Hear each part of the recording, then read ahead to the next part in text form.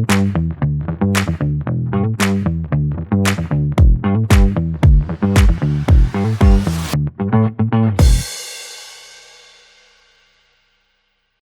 to Work the Talk, an initiative that empowers businesses to co-create workplaces of the future through sharing and deliberation. This podcast series is an initiative where we talk with industry leaders about the latest trends, challenges, and opportunities impacting workplaces across industries. Hi, I'm Asta Sharma, your host for today and co-founder of Veris, a high-growth startup that offers integrated workplace solutions to modern enterprises across the globe.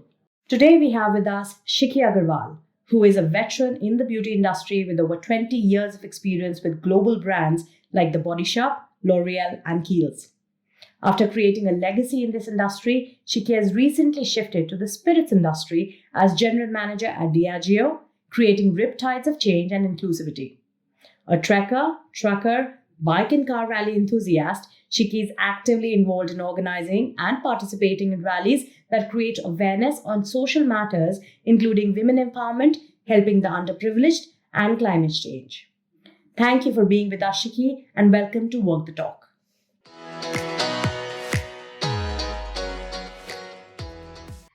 Thank you so much, Asta, and thank you for such a kind and generous introduction about me. Yes, my life has been an adventure and continues to be so. I'm still on with my long drives with my kids who are now 4 and 8.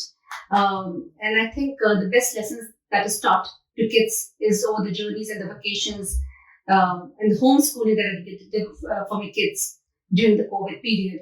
And that has been a game changer for both me and my sons. And I look forward to these such journeys and such amazing stories and such amazing interaction that I'm looking forward to have with you today. Wow, Shikhee, you mentioned COVID, you mentioned homeschooling. That is something that I definitely want to circle back to.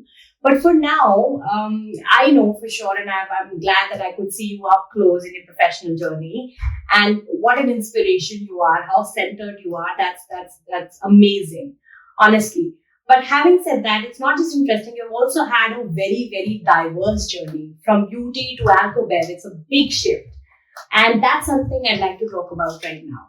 So data shows that beauty industry, amongst all, is the industry that treats women most equally, right? On the other side is the Alcobev industry. And as per a research done by Deloitte, only 10% of the female respondents suggested that there was a significant improvement towards women in the space. So given you have seen both sides of the coin, what are your thoughts? So my take on this, Sastha, would be it's how you look at the industry, the beauty and the Alcobev space. Beauty has its own benefits, and Alcobev is just a perception I think that people have, and it's how we women take the industry as. And my personal experience of both the trade has been that the Alcobev industry has really welcomed me very, very warmly, and I've been given that space, that time to understand the complexity of the business and to understand how the business works. And it's actually a very beautiful industry to be in and to be a part of it. The diversity and inclusion part of it, I'm sure with time the numbers would change, and it's evolving. If you see the current business leaders in the Alcobev space, there are females who are coming up in this space big time, and will be soon at par with many other many other industry in the same space. So yeah, it's about time and how we as women take up this challenge and make this industry more beautiful. So are you saying that this divide that has been there till now, it's not systemic, it is because of personal preferences that women are averse to join these sectors? Or is it because the companies haven't yet reached that level of inclusivity as is there in beauty? But it's a taboo. It was considered, alcohol was always a taboo attached to, for girls being in that trade. Yeah. But entire perception of this has changed. Women's drink as much. Yeah. It's all about socializing. It's about celebrating life. It's all about living life. Right? Just as in beauty industry, we are giving preferences to men in beauty. You've got the male makeup artist. We've got the LGBTQ community, taking a big work leading the makeup part of it. Yeah. Similarly, it's the same side of the story. That's true. That's a good reference that you have put in. That there are males who are leading the makeup space with in beauty companies, and today even women are leading the space in the Alcobev company specifically. I think countering the taboos and being in India, that's definitely been a thing, because our cultural setup is it's so strong, and that does affect the perceptions of even parents. I think they would question certain choices, but yes, the things are changing, and that's what you're saying, and we're happy to hear that. COVID happened a few years ago, and it was a tough time for most of us. Workplaces changed, the way we work changed forever. At that point in time, you were in Kiels, later on you shifted to Diageo. How have you navigated those tough times as a professional, as a mother, and as a manager? Because there is a team that's working for you, and I'm sure you would many a times identify with their problem statements, but would not know exactly how to help them. So we would want to learn from you, from your anecdotes, from your personal experiences, across all. Like, how have you navigated those times? Aska, COVID was actually bad for everyone, but it did start a new conversation and gave a new dimension to work and a new dimension to work-life balance. And I would take it in a positive way. It let the employer think there's a new way of working too. And the new way of working, which was hybrid in initial days with all the organization and work from home, it made the organizations believe and our employees believe that you can do the same thing being at home. True, sorry. That made our employees believe that you can do the same work being at home. So that perception of working changed.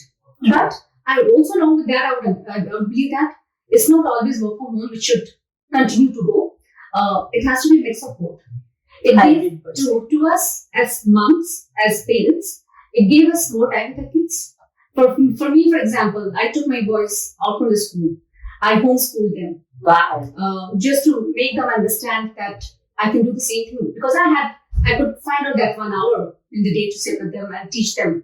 I could have lunch with them. I would have breakfast with them. I would have dinner with them. Because otherwise, in a regular working, we would not get that time to spend time with our kids. Because a 9 to 5 job actually is never 9 to 5. Sure. It's 9 to 9. Eventually, the driving time and all the kind of cities that we live in. So you would never find your kids. Because by the time you leave work, they're off to school, and the time you reach back home, they're off to bed. Yeah. So it helped in that balancing act as a family, as a mom, as a wife, and yes, as a mentor and as a team leader. We understood our team better and gave them that space, and I think we were more productive. Yeah, that's good to hear, because I think that definitely, yes, with the trouble, of course, that was there, but it did help teams come closer to one another, because there was so much that they were dealing with together, because everybody had some or the other story that affected their work and that was to be shared. So yes, that's been there. So Shikhee, there's a conscious debate going on wherein many women say, and they are leaning towards work from home because it helps them out with the flexibility, right? The management with their families, their kids, X, Y, Z. On the other side, people think that most managers are overlooking people who are working from home, and it is affecting the career progression of women. And that is what even research suggests, that if you're working from home, there is a strong possibility that a manager would overlook your contribution, right? What is your take on this? You've seen both sides. You're back to office now. You were working from home. So what is your take on this debate? So I'll split the question into two halves. Yeah, the first part, which is flexibility. And I think flexibility is not only female-centric. Just as much a female would want to be at home, a father would also want to be at home with the kids or with the partner, whatever. So, and working from home or working from any other location doesn't, do away with the productivity. It's a work that you're working on currently, and that's really very important. And how jointly you're working on, and how cohesively you're working with the team, and how frequently you're catching up. At times, working from these distance locations are more productive than being in office and work on the same project. So, because you have your own space, you have your own, time, you know when to do, when to concentrate. So flexibility definitely changes the productivity, And this entire paradigm shift of working from home, hybrid working, did give that thirst to the productivity of employees. That's true. That's true. And on the other side, Shikhee, the second part where most managers overlook the contributions of people who are working from home, and that's something that research suggests. How do you think one would navigate that? Yes, of course, Asa, that's a real problem, and unfortunately, that's a reality. And I see there are three ways to navigate through this. A, we educate our managers to understand that there can be a solve to it. Number two, there are tools, technical tools and ways of evaluating and metering an employee's performance. And number three, yes, since COVID is now gone, almost gone, there are times when we can do those collaboration meetings, and come back to office. So there, we can. It's not only work from home 100% now. There's a flexibility now, and it's about time that we start even catching up with that team person, and then that will eventually phase out the perception and also give the employee an opportunity to meet up with his people and give a name a face. And Sure. That's how, because it's all a consumer-centric market, especially the trade that we are in, the business that we are in. It cannot be a 100% online business. There has to be customer interface. So all these three things together, education and technical, intervention and joint up collaboration, would give a new face to the employee's productivity and change the perception of the manager, and the company will have to play a big role in getting this penetrated and understood by the employees. True. Actually, yes, Shikhee. I mean, I think these three things are going to be a very, very important takeaway of this conversation. You talked about collaboration and creating moments that matter between teams, and getting to know one another. And specifically, that's important in the post-COVID era. What we have seen with our customers is that they are really facing a challenge when new employees get onboarded, because the teams are expanding. There is recruitment happening. And unfortunately, those people haven't really met, right? And which is why the bonding isn't there, the experiential knowledge isn't transferred, and it is beginning to have an impact on the performance of the company. So when we talk about collaboration, how do you think can technology support that? Is there an anecdote that you would have, or is there a story, or do you think that there are certain recommendations that you feel that companies should adopt, or something that you have seen in your own company in how technology is supporting this need? So it's like, apart from the regular meetings that you do over Zoom calls, and the transition has to be more of a video calls. People tend to switch off their videos and do more of a voice call, which I think should not be there. Yeah. And then when the video is on, you tend to see the person, see the expression, and see how the conversation shapes up. Yeah. So that is one part of it where technology really, really helps us till the time, and this was till the time when we were on COVID peak.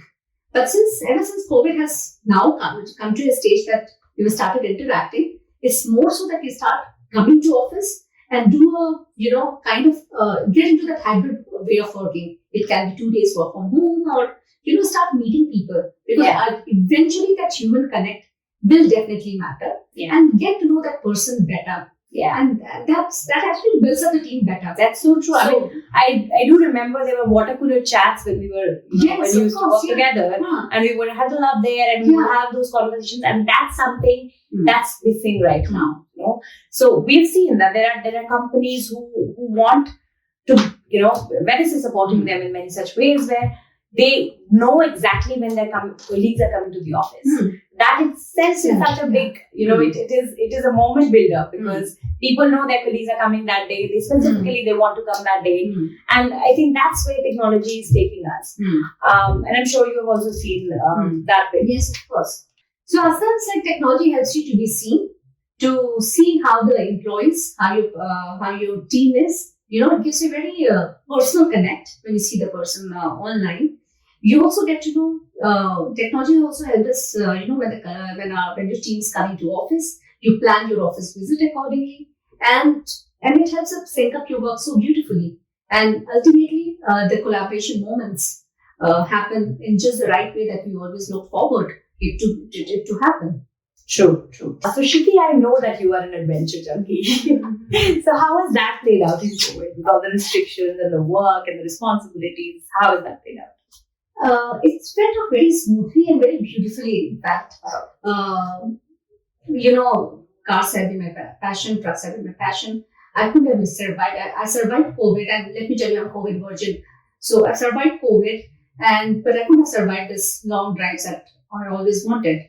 So we went on our rallies together. We camped together with my kids in the summer and winter. You with your kids? With kids and my husband. We did everything that we wanted to do.